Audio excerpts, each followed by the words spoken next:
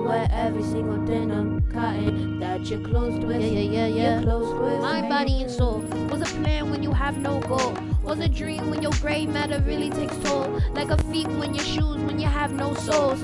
Rocks the gold, riches no soul. Yeah, told myself that I get better. Yeah, told myself if I keep raining, I get Hey, better. welcome to Kindred Conversations, Living Black in Lowell. I'm Maritza, this is Masada, and this is our guest, Renay. Good morning, Lowell. So welcome to Kindred Conversations. Thank you for having me. Absolutely. So we're talking about living black in Lowell and good things happening. And obviously, Mill City Barbecue and Brew is one of the best things happening. Yeah. So, tell us about what inspired you to open a store in Lowell, a restaurant. Well, first of all, I'm from Lowell. I grew up in Lowell. I moved to Charlotte, North Carolina about 20 years ago. And in the South, the black community is a little different than it is in Lowell, because in the South is where I think black people feel a little more inspired, entitled, comfortable. Right. Lowell could be a hard pill to swallow as far as being a black owner in the Lowell community, only because we don't have many. Right. We got a couple of international businesses, which is the African businesses, but there's no solid, really black businesses. In the South, there's black businesses on every corner. So it's a different inspiration. Right. That is one of the things that absolutely inspired me, is coming back here. Let me start by saying Lowell is absolutely one of my favorite places in the world. I am a true believer in Lowell. I grew up in Lowell. My best memories in Lowell are my family, and my best friends in the world are here. Your parents. Right. Like, I think of your dad and I think of my childhood. So, and I think that's why when I see you and your sister, I'm always like, Always love that. really is. But on another note, that was something that, you know, trying to come back home and do something that they've been doing in the South, I guess, for many years, because the same way a few businesses are here, you know, I got a couple of friends that own a couple of businesses out here, and they've been around 30 years. Santoro's been around 40 years, and I grew up, Espresso's Pizza, Friends Bar and Grill, they started on Lawrence Street, now they're on Market Street. Oh, I didn't know that. Yeah, I like they've them, been though. around 30 years too. Yeah, I really like them. And that's something that I would always, every year I would come back here and say, wow, you know, if you guys had maybe a black business, it would get the ball rolling for other black communities or black families to come out here and say, hey, you know, we can do it, instead of being discouraged. Because when you go to a town and you drive down the street and you don't see that, it makes you more discouraged. You're like, oh, it's not going to work, it's not going to work. There's no one who's done it before. Exactly. The good thing about businesses is if you got a good product, good community service, good followings, well, the most important thing is to have your revenue right, have your finances right, your paperwork right, then it's really not as big of a deal. It's not really just about being black. It honestly is having a good product that people don't mind coming to. Right. We didn't have barbecue here. It was well needed. The most thing that I would definitely come back here and say is, oh, you know, number one, there's no black businesses. That was very discouraging. So once again, going back to, I had to make sure that my finances was right. Right. Because a lot of times people get past the talking. You know, you either be about it or you're not about it. Right, you know what I'm saying? So I've always said that to my kids, is either two ways of living life. You either with it or you're not. You either going to college or you're not. Right. You're either going to be a good kid or you're not. You're going to study or you're not. You know, so there's always a if and if not question. Was a black business needed here in Lowell? Yeah. A lot of maybe black families or people a little leery about it? Yeah, because it's scary. It's scary to know that you put your life savings into something and you might not get the response back. One thing I say all the time, they don't say it no more, but people used to say all the time is, oh, black people don't really come up in here and eat. And I say, it's the best joke. I think I said it to you. Yeah. Because they cook this food. Who wants to go somewhere where they're cooking the same food Sunday? I go to. Yeah. You do. You're so sweet. You get the same thing every time. Watch out, Vaughn. Vaughn's good too.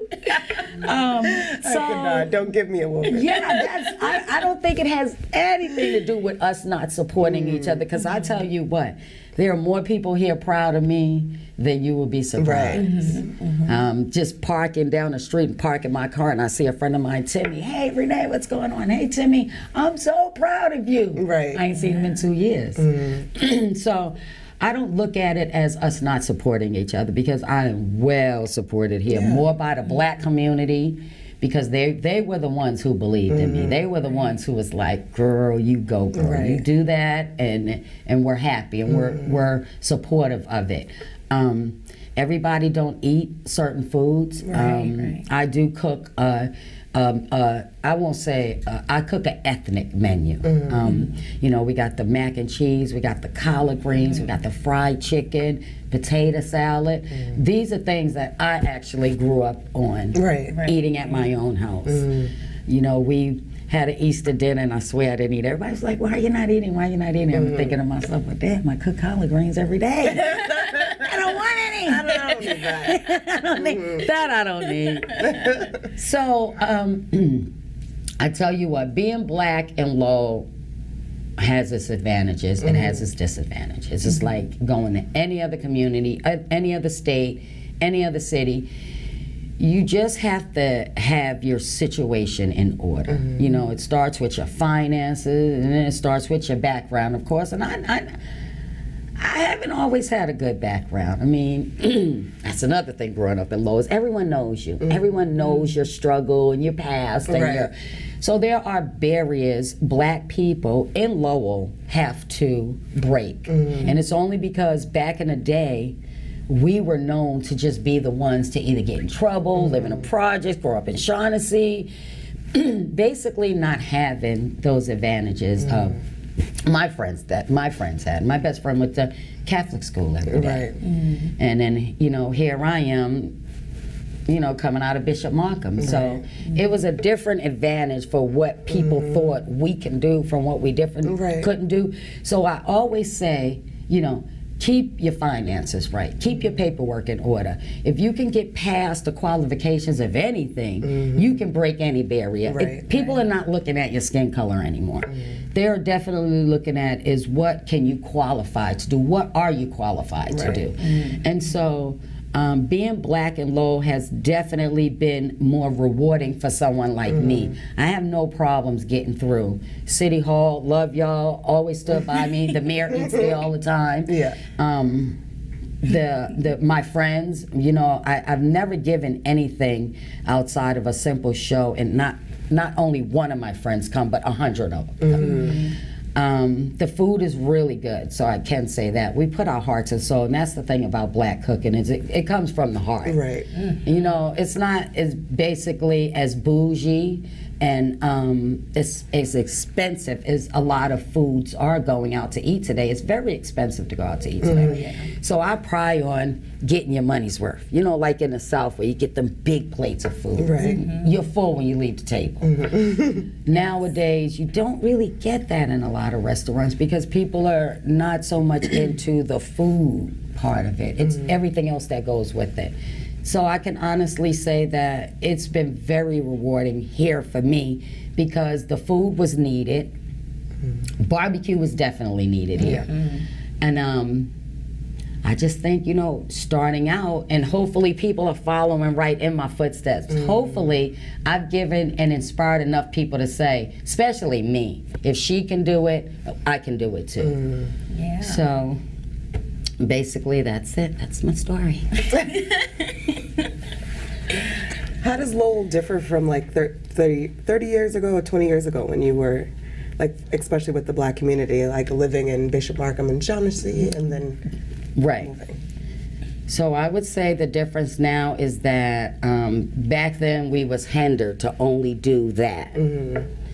And that's what it is. It's back then. And that's all it is to me, is back then. 30 years ago, you know, the only black families that too much were around were you were either in Shaughnessy Terrace, or you was in Bishop Markham, or you was in North Carmen. Nowadays, I mean, we basically doing what anybody else is doing. You know, we own homes, we own businesses, we drive nice cars. We have, more of my friends grew up here, have their children who are actually college educated. Lowell is my most, I tell my kids that all the time. Don't let Lowell fool you. A lot of good kids come out of Lowell. Speaking of Vaughn kids, you know, when I look back the way, the things we did back in the day, and then I look at you guys today, and I'm like, wow, you know, I tell them, your parents all the time, you must be really proud of your kids, and it's only because of the things we did back then. Right. So now,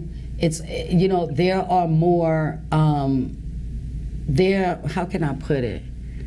There are more for us to take more of a positive road, especially education. You can get some really good education out of Lowell. So the difference between now, back then we didn't feel like we had a chance back then. Nowadays, I think we feel not so much as entitled. I shouldn't say entitled. Empowered. That's an even better word. I think now we feel empowered. We can do it too. And I always say it definitely goes back to your qualifications. Right. You know, you go in a bank, you want to buy a home, you got your situation right, your paperwork right, they're not going to not sell you the home because you're black. You know, your family is homeowners. Right. So they know exactly what I'm talking about. When you go sit down in City Hall and you're trying to apply for a liquor license, and the first thing they ask you is, do you have your finances in order? Because liquor license costs. So if you can get past that, then now is the paperwork. Because the check is the first thing. Right. And the paperwork is second. Most people don't put themselves in a situation today, especially black people, that they can't do. Because we don't like being told no. Right. Being told no was back in the 60s and the 50s. You know, nowadays we want to do what anybody else can qualify to do, because it always goes back to that. So I say now it's easier to live in our community as a black community than it was back then. And I could say that I'm sure there's going to be a lot of people following in my footsteps. I am in 2018 maybe the only black business, but I bet you by 2025, I'll be way down the line. That is the hope, right, exactly. That's definitely the hope. I tell my children, I inspire them all the time to be, you know, I have a son that's an artist, and that used to be his punishment. And now when I look at his art, I'm like, you know, I used to get so mad at his art. You know, you drew it since he was 10 years old. All he ever did was draw, whether it was a napkin or... Didn't matter. He was always drawing. You know, I would get the letters from school. Oh, he's a great kid. He listens. He has manners. But he draws too much. So his punishment would be, give me that pad and that pencil. Right, when you're not doing your work. Now, I say, hey, go for the stars. I tell him all the time, you do as many shows. I don't care if he doesn't make $1. If that's what you're inspired to do, and that's your motivation, and that's your passion, you shoot for it. Because one thing I do know, you can do anything you want to do. I didn't go into this business not to make money. I had full-on expectations of doing what everybody else does right in my community. So just like Obama, you put your mind to it, you can do. Black people can just do just about anything they want to do today. Those is back in the day where we were hindered to even think that we can do certain things like that. My friends told me for years, oh, it'll never work. They're never going to give you a liquor license. They're never going to give you a business. It's not. Well, 10 years later, I'm no different than the next person sitting in there. I might be the only black person sitting in there trying to do an application for different things, but I'm by far not the only person with the ambition or the dream, you know? Nowadays, I don't think people give two craps about how the color of your skin. I think this is a different age and a different time now. I know know for me, I have 3 different colored children. You know, I have a child that is white, and I have a child that's Jamaican, I have a child that's American. And their 3 advantages is no different than the other ones. I know that for a fact, that they're my children and they're grown. Right. I don't think the white one has no more advantage than the black one. I have one as dark as that pole right there. I think he's the luckiest one. No, well, he is. He's the luckiest one with the girls, with everything. So, I definitely didn't raise my kids to think that the color of their skin was going to be any different to do the things that you want to do in life. You just got to have the dream, the ambition, the strive, the drive, the energy. All that comes along with being black. That's just what people say. When you go sit in a city hall or a business office or a bank or something, I don't think they say, well, don't give it to her because she's black. I think they say, let's check that paperwork out and make sure that, you know, she has her qualifications in order, and then we'll go from there. So I too say now we definitely have more advantages now than we've ever did before. And I definitely want kids and teenagers and young adults to definitely feel inspired to do exactly what I've done. And then hopefully I can look back when I'm a little older, definitely old now, but older, and I can really be proud of what I started to do, because I know people told me I couldn't do it. And I'm going on my 2nd year, and I still got the lights on. Good for you. You know, so it's definitely something I'm proud of. I don't think I've been here one day and I said, oh, why did I do that? I don't think so. So, yeah, dreams. Keep dreaming. So I think that's like the overarching message, right? It's like dream, persistence, and plan, right? Yes. Like I think the planning is the major key, so that you have major key. Yeah. You make sure that you have the finances and play and all the things that are necessary. So the planning is important. And very important, very important. Did you have any mentors or anybody to help you? Like, did you just know, all right, I'm going to open this business, this is what I need to do? Did anybody help you out with that? The community helped me out with that. It goes back to saying that, you know, when one of your own comes out the bucket and they do something a little different than what anybody else is doing, you're gonna have your supporters, you're gonna have your non-supporters. Mentors, if I would take up all my time naming all my mentors here in Lowell, because I'm a big fan of Lowell, and I'm a big fan of my friends. So I feel like there wasn't one person that did not come to me in construction, through my city hall process, my liquor license, who, your father's one of them, you know, whatever you need. Just, if anything I can do to help your process along the way, let me know. So my mentors are just from people growing up with the disadvantages that I feel like we started out with in Lowell to where we are now. My mentors is when I look at people and say, really, you're doing that? Yeah, yeah, my kids are doing this and this is what I'm doing. And that's mentoring for me. Right. I kind of left home at an early age, and I did a lot of traveling, so I don't know if I had that one solid mentor. I think my mentor is just life, and then trying to follow in the footsteps is the same people that I grew up around, who I would have thought, there's no way you can do that. And now I look back and say, wow, you did that? Okay, I'm going to do the same thing. Or I can do the same thing. Right. Yeah. So I guess, you know, just growing up around my friends and family here in Lowell is always mentored me. It's just watching positive people do positive things that I'm so proud of. Because I grew up in Lowell in the 70s, and it was a little rough out here. I remember we couldn't even walk down the street as one. We all had to walk in a pack, because just walking down the streets of Lowell was tough, you know? It just always felt like, you know, growing up in Brooklyn and then coming to Lowell, it was a different scenery. I'm like, you know, you can't walk down the street because, you know, people wasn't always as nice as they are for us now. Right. And so now I look back and black people walk proud and strong down the street like, what? Who are you talking to?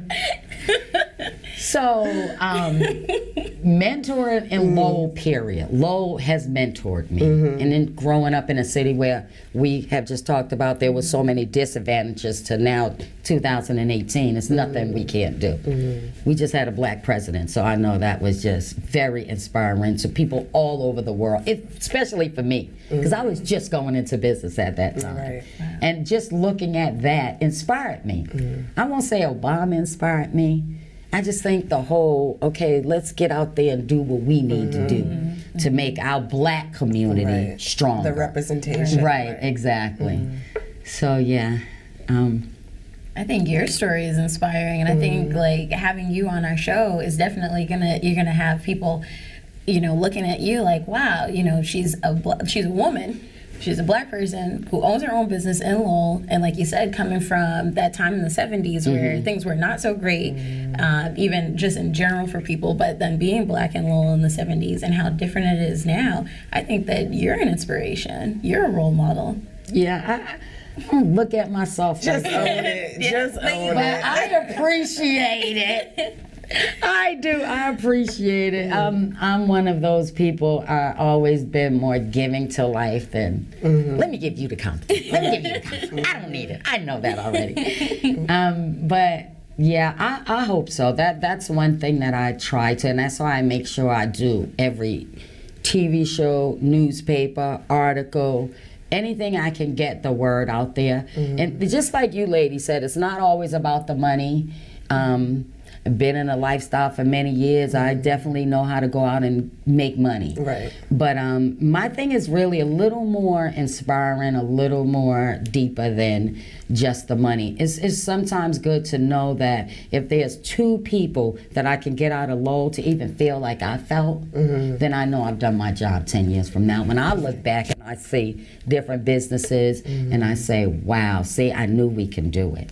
And we're a little back in time. It's already 2018. I like being known as being one of the only black businesses out here, but I'd like it a lot more if there was about 10 or 20. Right. That would be inspiring for me. Yes. Now I know I broke a barrier. Right. Yeah. But you laid that groundwork so that in about 10 years, Yeah, I say that all the time. Right. Yeah. Like you said earlier. Yeah, I would love to see 2025 black-owned businesses all up and down Lowell. All up and down Lowell. It's in every city. They say it was impossible to do what they've done in the South, but you know, Black South, that's what they call it, the Black South. And Atlanta, here we can name on one hand how many black homeowners it is. You go to Atlanta, every neighborhood. Right. It's nothing to have a black family, black family, black family. But there's also tons of them there. Like here we have, our numbers are a little lower. We can still be just as mighty. Which I think is what we want, is to like bring in the unity part. And I think that at the restaurant, you guys do a good job of creating that unity and making everyone feel welcomed. I think that that's like, I've never felt more like welcome before. When I walk in, it's just Masada! Like I feel so like special. Like, and I think that you guys do that not just with me, but with everyone that comes in. Y'all don't know my name, but I always feel like, I think it really is like good old Southern treatment. And I feel like us, you know, in black families, whether you come from the South or, you know, up north, I just feel like we've always been welcoming people. You know, the love spreads really thick in black people, period. Now, I know we got our evil ones, but you know, I've always felt very loved in Lowell. I will tell you that. I've always felt very loved in Lowell, and that's why I came back. And that's why I'm proud, to this day, I'm proud to be here. I can't tell you how proud I am to even be in a position I am in today. So I thank you guys. I thank everybody for believing in me and like just really kind of wishing the best. Because when you wish the best for somebody, the best comes out of it. So I definitely appreciate Lowell and what Lowell has basically done for me as a black woman, but as just a woman. But you know, oh, but wait, because on your shirt it says Sweet Room. Can you tell the folks about that? Sweet Room. So the Sweet Room is another venture I started where after you finish your meal, we give you a menu. It's called a Sweet Room.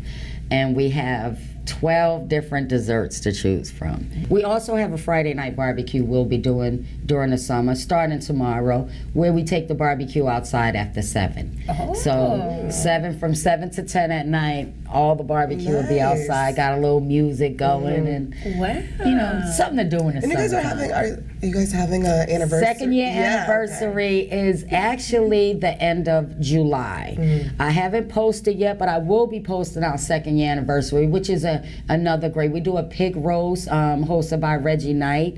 Everyone loves his pig roast. And we also have performances. We do about 6 or 7 acts. We have a stage built. We have cotton candy, popcorn, snow cones, free for the kids, finger painting, all kind of prizes, raffles, and that's it. Wow. So we should follow you on Facebook. Definitely follow me on Facebook. Follow my email address is millcitybarbecueandbrew.com, and then Facebook, Mill City Barbecue and Brew. Wow. Well, Renay, thank you so much for everything that you're doing for the community, and also for making that delicious food. Appreciate that. Thank you so much. Thank you. Yes. Thank you so much. I appreciate you guys having me. Of course. Thanks for coming. Thanks for agreeing. And thank all of you for tuning in to Kindred Conversations.